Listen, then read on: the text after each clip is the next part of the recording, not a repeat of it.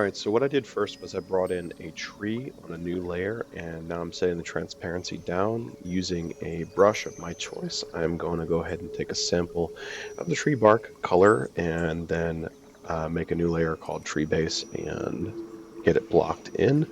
I'm also going to use some smaller brushes to kind of start putting in the tree value, which I put over top of the tree base.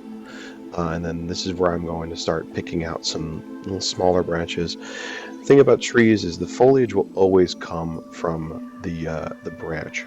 So now on the tree value layer, I'm putting in the highlights, which I'm doing with the base gray. And now I'm putting in some brighter highlights with more of a cream color that I took as a sample off the original tree. Alright, now I make two layers of leaves, a back layer and a front layer. The back layer I sandwich behind the tree base layer, and this is going to establish the overall kind of look of the foliage behind the tree. And then I'm going to go on the front leaves, and I'm going to start by laying in, over top of everything, really. The front leaves should be on the top. And I'm going to lay them in over top, focusing mostly on the lighter leaves and where the highlights lie. So now I'm going to start blocking in small leaves, though you'll notice about halfway through that I kind of switch gears and switch to a wider brush, and I would recommend doing that. I'm using my favorite brush, the glaze brush, which you do not have to use, but you can kind of experiment around with different brushes.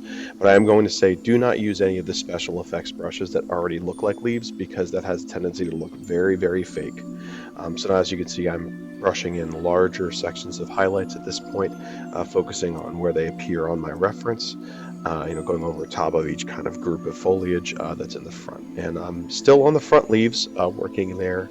You can create a new layer if you'd like to. So now I put in the layer over top of the highlights, and now I'm blocking in some shadows with the same brush. Once again, using samples of the original reference, because those will look much more realistic. Now I'm blocking in very, very dark, tiny leaves around the edges of all of my foliage pattern. Getting inside some of those just to give that more detailed look, because as you can see on the piece of reference, you can see around the edges there are some tiny leaves.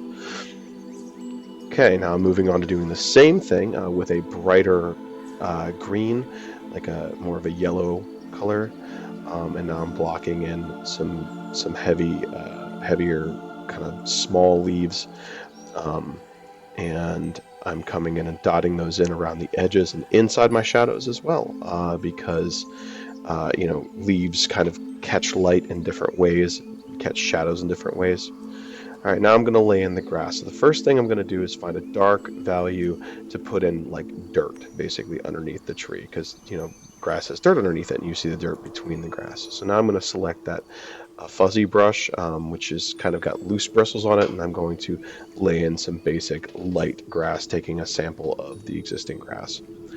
And now I'm going to come in over top of everything on the very, very top layer, and put in some overlapping grass. And I'm using a texture brush now called Hair, but works great for grass. This is the one effects brush you can use, and it doesn't look fake.